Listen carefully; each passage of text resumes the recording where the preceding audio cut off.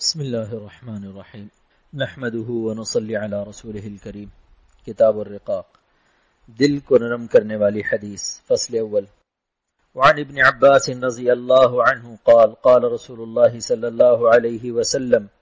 نعمتان مغبون فیہما کثیر من الناس الصحة والفراغ۔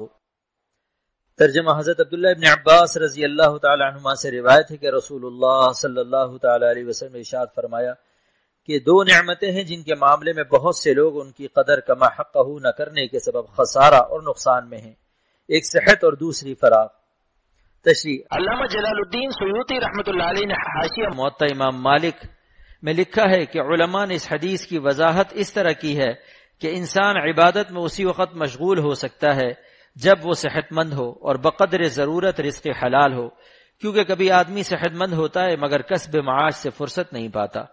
اور کبھی کسب معاش سے مستغنی ہوتا ہے لیکن صحت ٹھیک نہیں ہوتی، اور جس کو یہ دونوں نعمتیں حاصل ہوں اور پھر بھی کاہلی کے سبب عبادت میں مشغول نہ ہو تو یہ بڑے ہی خسارے اور نقصان میں ہیں۔ پس از 30 سال ای معنی محقق شد بخاقانی، پس از 30 سال ای معنی محقق شد بخاقانی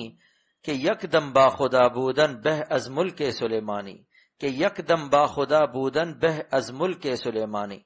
ترجمہ: حضرت خاقانی رحمت اللہ علیہ فرماتے ہیں کہ 30 برس مجاہدات کے بعد یہ حقیقت معلوم ہوئی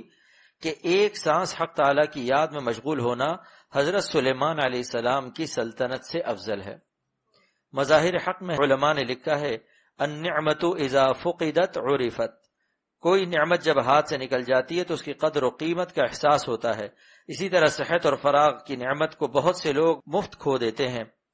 اور اس کی قدر ان کو اس وقت معلوم ہوتی ہے جب بیمار ہوتے ہیں یا کسی تشویش میں مبتلا ہوتے ہیں،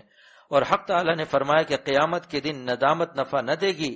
ذالک یوم التغابن۔ ترجمہ: یہی دن ہے ہار جیت کا یا سود و ضیاع کا، اور حضرت صلی اللہ علیہ وسلم نے فرمایا کہ اہل جنت کو جنت میں کسی بات کی حسرت نہ ہوگی مگر حق تعالی سے غفلت کے لمحات اور اوقات پر وہاں بھی حسرت ہوگی۔ عن المستورد بن شداد رضی اللہ عنہ قال سمعت رسول اللہ صلی اللہ علیہ وسلم يقول واللہ ما الدنیا فی الآخرة الا مثل ما يجعل احدكم اصبعه فی الیم فلینظر بما یرجع، رواہ مسلم۔ ترجمہ: حضرت مستورد بن شداد رضی اللہ تعالیٰ عنہ سے روایت ہے کہ میں نے سنا رسول اللہ صلی اللہ علیہ وسلم سے کہ فرماتے تھے خدا کی قسم دنیا آخرت کے مقابلے میں ایسی ہے جیسے کوئی شخص دریا میں انگلی ڈالے اور پھر دیکھے کہ انگلی کیا چیز لے کر واپس ہوئی، یعنی پانی کا کتنا حصہ انگلی میں لگا۔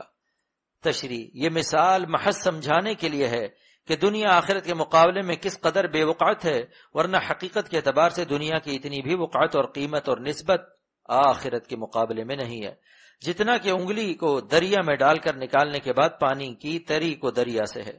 پس اس مثال کا مقصود تفہیم کو آسان کرنا ہے، ورنہ دنیا متناہی محدود کو آخرت غیر متناہی اور غیر محدود سے کیا نسبت۔ پس دنیا کی نعمت پر نہ مغرور ہو اور نہ یہاں کی تکلیف کا شکوہ کرے، اور کہے جیسا کہ فرمایا حضرت صلی اللہ علیہ وسلم نے کہ اللہم لا عیش الا عیش الآخرہ۔ یہ کلمہ آپ نے 2 مرتبہ فرمایا، ایک دفعہ یوم الاحزاب میں اور دوسری دفعہ حجۃ الوداع پر، جس کا ترجمہ یہ ہے کہ نہیں ہے کوئی عیش مگر آخرت کا عیش۔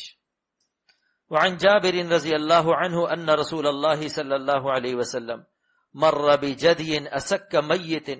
قال ایکم يحب ان هذا له بدرهم فقالوا ما نحب انه لنا بشيء قال فوالله للدنيا اهون على الله من هذا عليكم، رواہ مسلم۔ ترجمہ: حضرت جابر رضی اللہ تعالیٰ عنہ سے روایت ہے کہ رسول اللہ صلی اللہ علیہ وسلم ایک بکری کے بچے کے پاس سے گزرے جس کے کان چھوٹے یا کٹے ہوئے تھے اور مرا ہوا تھا۔ ارشاد فرمایا تم میں سے کون پسند کرتا ہے کہ اس کو 1 درہم کے عوض میں لے لے؟ صحابہ رضوان اللہ عنہم اجمعین نے عرض کیا کہ ہم اس کو کسی چیز کے بدلے میں نہیں لینا چاہتے۔ آپ صلی اللہ علیہ وسلم فرمایا قسم ہے خداوند تعالیٰ کی یہ دنیا اللہ تعالیٰ کے نزدیک اس سے بھی زیادہ ذلیل ہے جتنا کہ تمہاری نظر میں یہ بچہ بکری کا ذلیل ہے۔ تشریح: مقصود اس حدیث سے بے رغبت کرنا ہے دنیا سے اور راغب کرنا ہے آخرت کی طرف، کیونکہ دنیا کی محبت ہر گناہ کا سر ہے اور ترک محبت دنیا ہر عبادت کا سر ہے۔ دنیا کا عاشق اگر دین کے کام میں بھی مشغول ہوتا ہے تو اس کی غرض فاسد ہوتی ہے، اور دنیا سے بے رغبت اگر دنیا کے کام میں بھی لگتا ہے تو اس کی غرض آخرت ہوتی ہے۔ بعض عارفین نے کہا کہ جس نے دوست رکھا دنیا کو، اس کو کوئی مرشد ہدایت نہیں دے سکتا، اور جس نے ترک کیا دنیا کی محبت کو، اس کو کوئی مفسد اور گمراہ کرنے والا گمراہ نہیں کر سکتا۔